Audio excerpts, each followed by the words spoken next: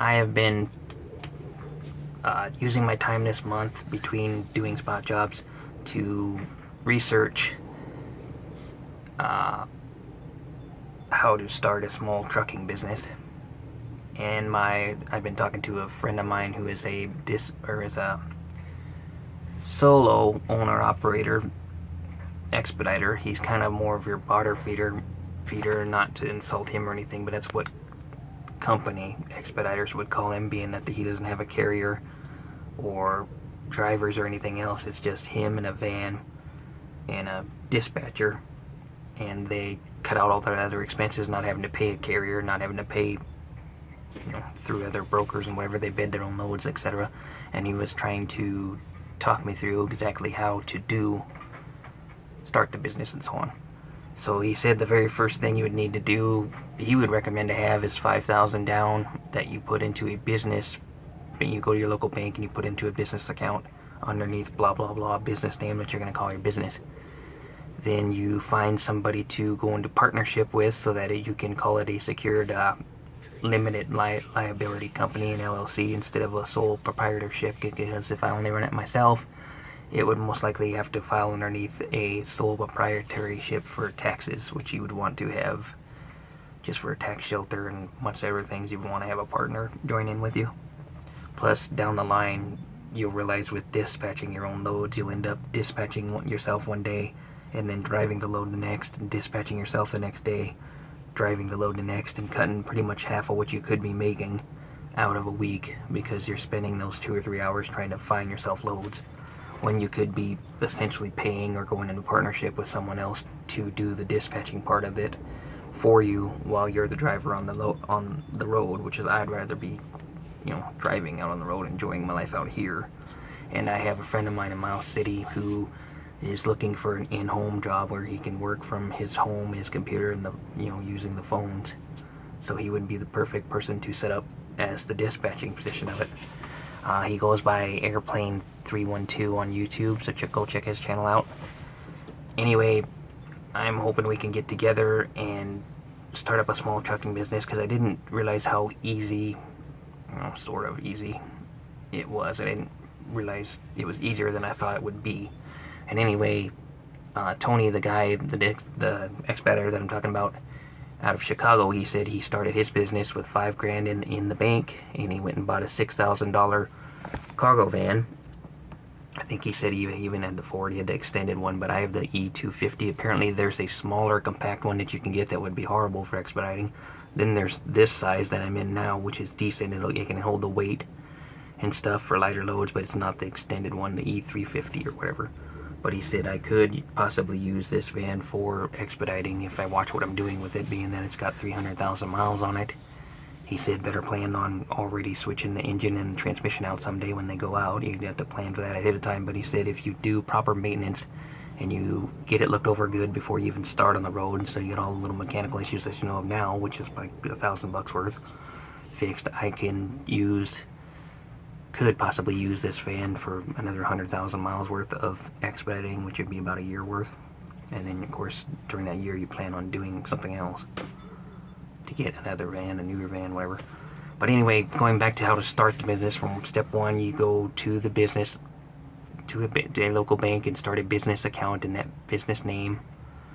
Then you draw up an operating agreement with your partner using a lawyer, or you can actually just download operating agreements, pretty much examples of operating agreements off the website, for the IRS website, and you turn in paperwork that includes that operating agreement and what all you're going to do with the business and blah blah blah, your business plan basically. And you turn it into IRS and you get an EIN number, which is an employee identification number, which is basically your social security number for your business, or your tax ID number basically for your business. So it's a sole entity of here by itself that you two are going to get paid from, kind of. And then you take that EIN number as an LLC. You have paperwork from them showing that you got an LLC, all that crap. Then you take that and you get your DOT number, because you can get all this without even having the van yet. You can get the DOT number, you pay that annually. They basically just get into the Department of Transportation's website, apply for one, pay for it, and they send you the DOT number. Sometimes they they set you up with a DMV to send you commercial plates out of that too, if you're at, already have the van and can get commercial plates and all that. Then you go from there. You have to get a motor carrier number as soon as you can, because a lot of load boards don't like to sign you on if you don't have an active motor carrier number for a year out. They like to see the financial records of a company doing well for a year before they want to take you on and have to deal with, all your blah blah blah, because you may not be good for the business, or you might be, or who knows, you're just some Joe Schmo out there trying to bid his own loads. It's a shark in deep ocean, is what Tony was saying. But anyway, among a bunch of other ruthless sharks, so to speak. But anyway, then you get the motor carrier number. You can still get on some load boards though, so he said then the next move would be to buy your position on some load boards, whether you can actually do anything on the load board yet or not, just so you have that experience on the load board starting before the time starting, how long you've been there. Kind of like what Facebook does, where when you create a new profile it says joined at whatever day, whatever time, whatever year that you joined your profile. People can look that up and see how long you've been on Facebook. It's the same thing with the load boards. They can look at you and see how long you've been on the load board, whether you're doing anything or not. So you would get on the load boards, and you can even run a business from home without even having a van, by getting that far on the load board, having that motor carrier number and everything, and then becoming your own dispatcher and basically being your own broker. You go take a broker's license for like $35 on every load board is a extra or something, is a broker's license. It costs $300 a month to just be on the load board, period. And then to be broker, to be able to sell companies' loads, basically, you have to pay an extra broker's license to be an official broker and take a stupid little class or whatever. Anyway, then if you did that, you could essentially bid on loads, and then say it's a load that's paying $1,000 for 600 miles, and you happen to get one of those loads that the company just literally put out there right there that second, and you're the first one to grab it and get it and secure it. You turn around and you sell that load off for $800 for a 600 mile run. The driver and whatever still gets a little bit of a profit of the deal, but you end up taking $200 worth for your time of just playing around on a computer, basically selling and buying loads. Now it's kind of a slime ball type of thing to do, because you're basically brokering out that load ahead of the driver and taking some of their money, and the driver's the one that works the hardest out of anybody. But people do it routinely. Sometimes there's 10 or 15 different brokers. It goes from the factory to 10 or 15 different brokers before it finally gets to the driver, for the driver to do the load, and each one is pretty much taking a piece of the pie all the way around, and that's how we end up with low rates as drivers. So I wouldn't recommend possibly doing that as a broker, but it is a possibility to, if you have a computer and phone line at home and everything, you could technically set up and sell brokerage loads to other people who do have vehicles if you don't. And he said you could do that as a startup if you had to. I wouldn't recommend it, because again, you're kind of being the slime ball guy going in there taking your cut, so to speak. But it's something that your dispatcher could be doing on the side of getting you loads. They could be sitting at home making the business a little more money by brokering loads. And anyway, you get to that point, and then you either sign up a van that you already have, which I could possibly use this one. I'm not a big fan of doing that though, just the way it sounds right now, but I had a mechanic look at it, and he said it's the mass airflow sensor in the front, and that's overall, he said, obviously the sooner you can get anything fixed the better, but he said if you get the front one fixed, the back one should be fine, and then the whole thing should be driving better and fine, and have power back, because right now it doesn't have power to climb the hills and so on. It's a $60 sensor, and then probably like $100 worth of labor for somebody to put it in, but he would recommend that somebody who knows what they're doing put it in, because you have to drop the drive shaft to get to the sensor, and then if you don't put the drive shaft back in a certain spot, you could screw up the whole drive shaft or something, and then have to pay for huge repairs. So on that particular thing, the mechanic suggested that I get a mechanic to do it. But then there's the multi-function switch, which is basically the blinker switch for my signals for my blinkers. It went out. I can kind of get a left hand and kind of get a right hand turn if I wiggle it a little for right now, so I'm getting by with that for at the moment. But I mean, I need to obviously get that fixed. That's only a $31 part online, but it's up to $91. Yeah, at auto parts stores or mechanic shops around here. So I might have to wait and get a mailbox and then send it to myself and then put it in myself. It's not hard. It's a couple different screws. You snap out the wires and snap them back in with these connectors and put it back together. So I can do little things like that. I have to get the tires fixed and I have to get the windshield fixed and get the brakes better and stuff like that. So it's a good $1,000 worth I have to put into this van to even make it roadworthy, let alone expediting worthy. But he said it's possible that these old Fords, I mean, he's got his old Ford made it to 500,000 miles, which was amazing in terms of the engine. But the transmissions didn't. He went through 2 transmissions, but he said his engine went to 500,000 miles with proper maintenance. And you change out the transmission fluid every now and then, whatever, you get proper maintenance out of what I've got in here, the transmission and thing. And he said coming from a fire department van, they didn't haul anything really heavy all the time and didn't abuse it that much. He wouldn't suggest from a state fire department like this was. It went out on the fire lines and with the fire crews that did the fire lines and basically just hauled shovels and their equipment around, drove them up here, or mostly their equipment. I think they had a passenger van behind that drove the actual people up to the fire line, but so therefore it didn't haul very much. And then it hauled carpet after that, so I can't imagine that carpet would be too much, probably 1,000 pounds, something at a shot that the guy was hauling carpet in here for. So I could possibly use this one, or else the only other choice you have is to go to a dealership, give them their EIN number as an LLC, and you'll, even if I had a car repo, because I was telling him I had my car repo 2 years ago, there's my credit in terms of buying a car is probably not going to happen, especially on a $30,000 or $40,000 van. He said, well, the thing about it is, you kind of co-sign with your LLC. You go in there and get a commercial plated Sprinter, Ford. I'd probably go with a Ford Transit if I had to this time around, just to try it out. Even though I know the disc thing, recall thing that they had, but hopefully the newer models won't have that problem. But anyway, I'd go into a dealership, and you would say, here's my LLC, here's, you know, what I got in the bank, whatever.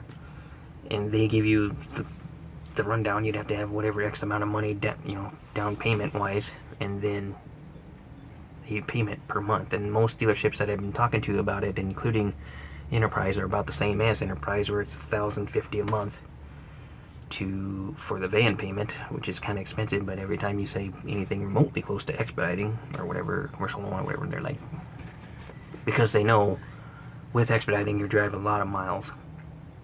We put on a hell of a lot of miles in a year time expediting, and it drives the cost or the overall resale value of the van down big time, versus somebody else that's out here driving maybe 4,000 miles a month commuting back and forth to work and home. We're doing like 10,000 miles a month, which is like 100,000, something over 100,000 a year. So for one thing, the van's warranty wouldn't last more than like a year and a half max of a full coverage warranty, because of basically how hard and how fast you drive the van, so to speak. But he said you could go get one. And right today, this morning, as I was talking to him, he was actually signing on for a brand new van himself. He's had his. He was driving a 2004, I think it was. But you can drive a 2000 model van like what I got. He said, because when you're your own thing, you're cutting out the carrier who has any say into what kind of van you can drive. You're cutting out the owner, because you are the owner. And you're just being the driver of a van. You could sign on roughly any kind of van, really. Some of the load boards have restrictions, again, as to how new or how old your van is, how many vans you have to have out there. A lot of the load boards have a minimum of 5 vans or 5 vehicles that you have to have signed on to your commercial insurance and whatever before they will take you on. And he said the easiest way to get around that is just go get friends of yours, if you don't have vehicles yourself, and literally write down their plate and write down their VIN number of their van and insure their... It doesn't have to be a van either. Van, car, whatever the hell it is. Insure it under your commercial insurance. You have to pay a little bit more. Somewhat you get a multi-vehicle discount, so... I mean, insurance-wise, he said you're looking at, when you do that with the 5 vans and everything up front, even if you don't own them, whatever, you're looking at between $450 and $500 a month easily on insurance because of the 5 different vans. But you got to have them for the load board to even remotely want to take you on. But he said there's no reason to start paying commercial insurance until the day of you want to go out and officially start driving loads on the load board, because that motor carrier number has to be sitting there for the whole year before some of the better load boards will take you on, whether or not you've done all that crap with the 5 insurances and blah blah blah. Because they look into that last when you're actually doing the loads. You know, when you go to apply, they want to have that motor carrier number already there and have been in business for whatever the hell amount of time. So he said how to get around that is you use the smaller loads, like load boards like U-Ship. Next year sometime Uber Freight might start doing expediting portion in the middle of 2019. I was reading on the article, and if they do that, they might be one of the more flexible load boards just to get people on. It may not require that you have a motor carrier number that's been out that long. But in between time, you take that year and baby step it with your old van and not push it too hard with your old van, because you got plenty of time till you can get on the better load boards. And you kind of just try to save up enough money for a new van, or at least a down payment on the new van, and then like he's doing today, you do the brand new van and you get on the you know, way up there high load boards that have been around forever, like Interstate Truck Stop and Select S and Landstar, U-Ship, possibly Uber Freight in the future, and there's another one I can't think of it now. DAT, Power DAT board or something it's called. So you get on those kind of load boards, and they have expediting loads too. Well, a lot of them do a lot of hot shot and heavy haul and basically tractor trailer loads for drivers who are just driving a truck driving and running their own business. But they have an expediting section too, where basically, you know, you put in that you're looking for loads for a van specifically, and then you'll see the expediting loads.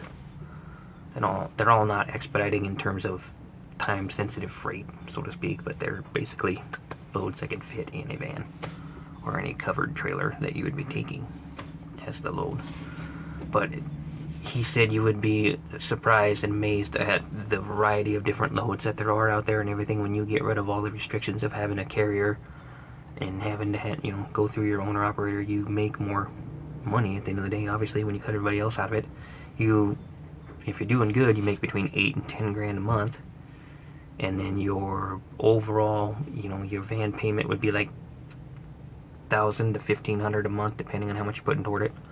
Your insurance would be $500 a month each load board, and if you go on to about 3 different load boards, like I said you should, each of them going to cost like $300 a piece, so that's $900.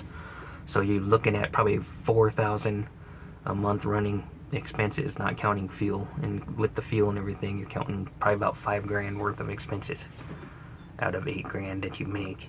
And then you would, the way he did it, which you don't have to do it, you can just pay your dispatcher a percentage of the load. But the way he did it was he went in partnership with his uncle, and he takes home $1,000. Tony takes home $1,000 a month basically for his food. Being on the road, he spends $1,000 a month as a budget. Probably spends less than that, but I'm just saying that's what he's got for a budget pretty much out of that deal.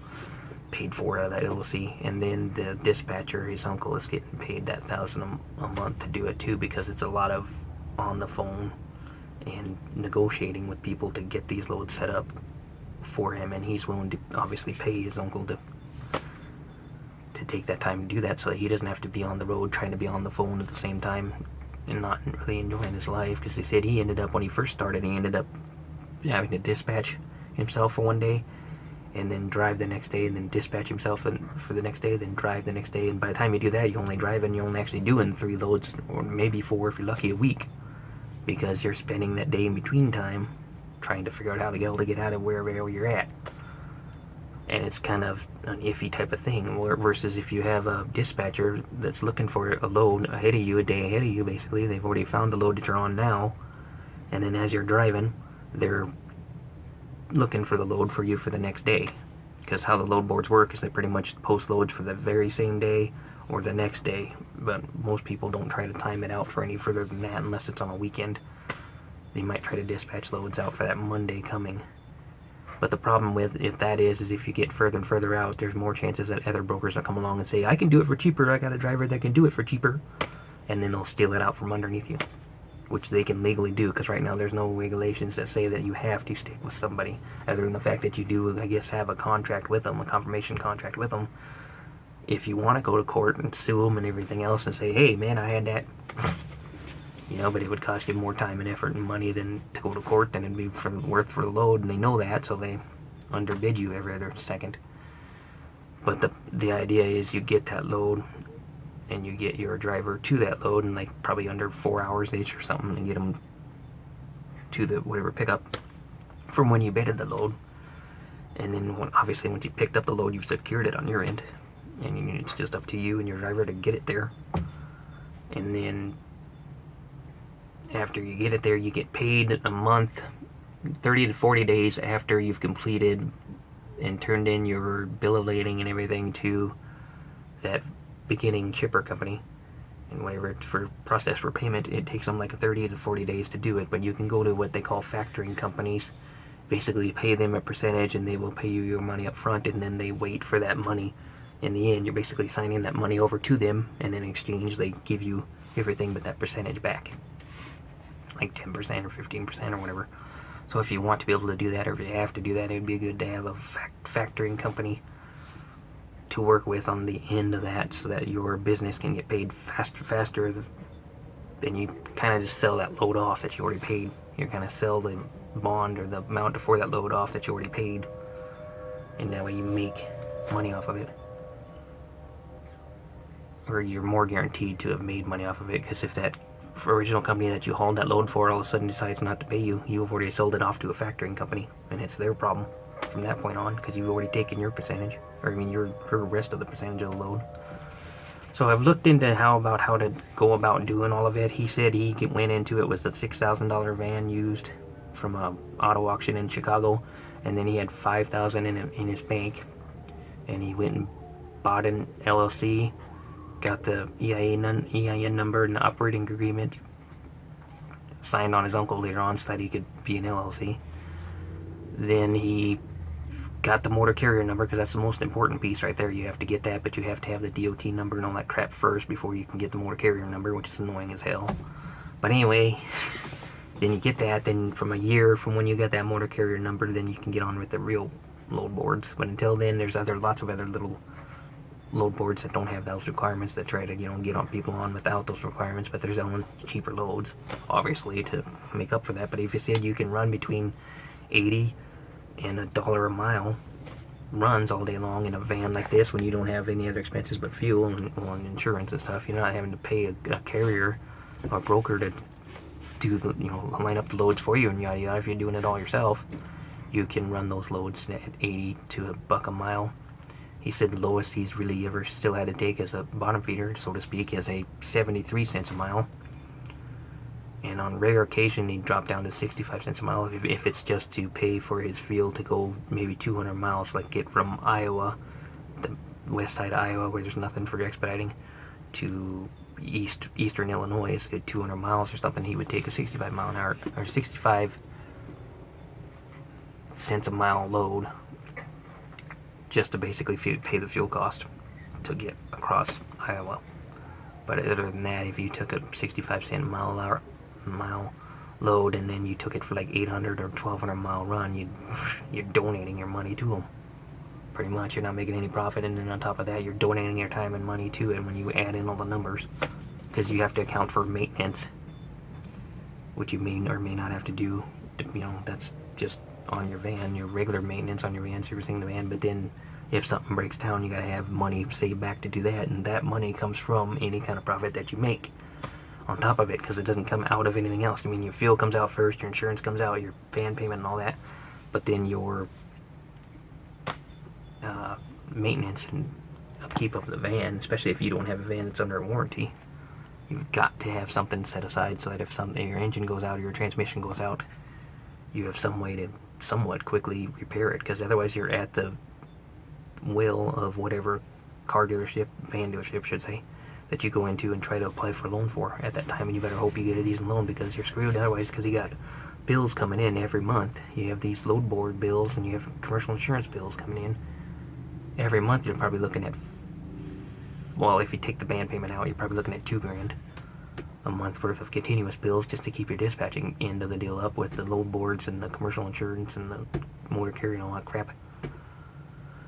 So they said, you know, you're going to want to put away money as fast as you can to use it as a repair bill or to use it toward a down payment for a brand new van, because if you did that, you don't have to worry about it so much because you have a year worth of warranty for that first year on the van. Everything will be covered to the dealership. All you gotta do is get the van to the dealership and they fix it, whatever it was that happened for that first year.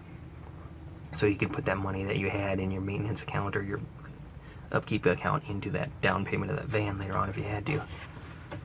But I just wanted to post this video on my Expediting channel for those who are thinking about getting into doing so completely on your own and bidding loads. It is completely possible to do it. I have a friend of mine, like I said, that he had $6,000 for the van and he had $5,000 in his bank account, and that's how he started.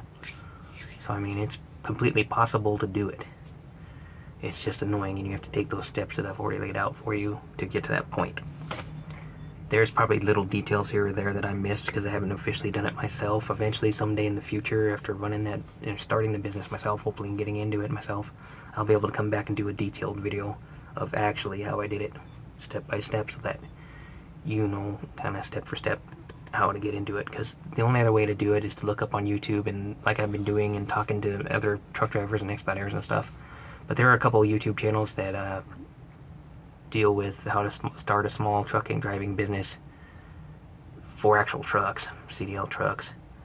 And then there's hot shots that are showing now how to do their hot shot business. I forget what the names of them are, but basically just look that up, how to start hot shotting, how to bid on load boards, how to start a small truck driving business, and you'll see these videos come up from other people. At least there are some videos on YouTube that show how to do it, or they kind of talk about how they did it. But I'm letting you know step by step from what I talked to on my friend Tony on the phone this morning and last night about it, that kind of how he did it, so to speak, in as much detail as he gave me, so that you all will know how to do it, even though technically the expediting business would call, if you only have one van and it's an older van like this, a 2000 model older van, so I'm looking on at 2019 when I start into it, it'll be 19 years old. You're kind of what they call a bottom feeder, because you're looking for those shorter, less paying loads that nobody else wants, that you can still make a profit on, and you can make a profit on it because you're not having to pay the carrier their portion and the owner their portion and so on. Once you cut everybody out, you can actually make a decent profit on those less paying loads, between 65 cents and 73 cents a mile if you had to. But he said he's been staying at between 80 and $1 a mile from his uncle dispatching that out and being able to actually get those loads that do that, especially now that they're on the newer, or not the newer, but the well-known load boards like Selectus and so on. Now that he's got a new van that meets all their criteria, and then they're on that load board, you know, he's up there in rank, and he can be making 95 cents to the $1 a mile easily every single time you go out. And then the main thing about those better known, well-known loads is not only do you have that repeat business of that company, because that load board gets good business from these auto factories and whatever, but you also have the what's the word for it? Repeat. You get the repeat business, but you also have the longer loads. When you get on those well-known load boards, that's where everybody posts, and that's where you end up with the longer mile loads. Versus when you go with a run-of-the-mill kind of copycat type of load that you would have to, or load board that you'd have to go with to begin with, because they don't have as much restrictions. They pay less for their loads because they are the load boards that these brokers are using. They're taking from the top paying load boards like Selectus. Say that 1,000-mile paying run, or $1,000 paying run that's 600 miles, they're taking $200 out of it and reselling that load for $800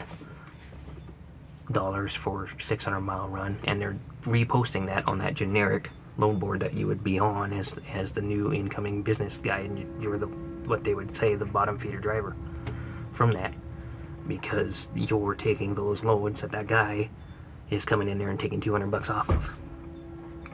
and so you're driving the loads for the lower rates. But you do what you gotta do as an independent business person until you can get onto Selectus the way they have it. He said there's no way to really get around that because of the restrictions, unless you can afford 5 brand new vans right out the starting gate. That's the main restriction, and you can afford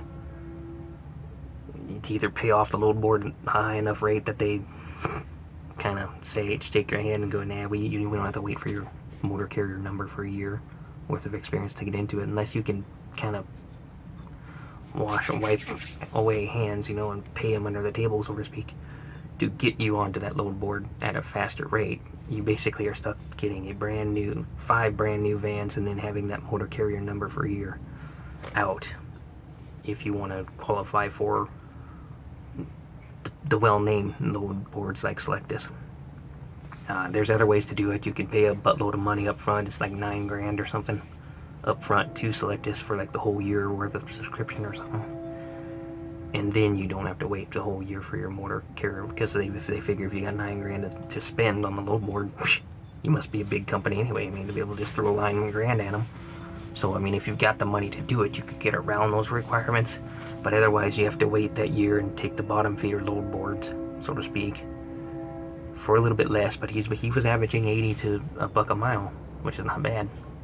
I figured when you got in there and did it yourself, you'd have to take 65 cents all the time routinely, but according to what he said, his uncle was able to supply him with 80 to $1 a mile every time.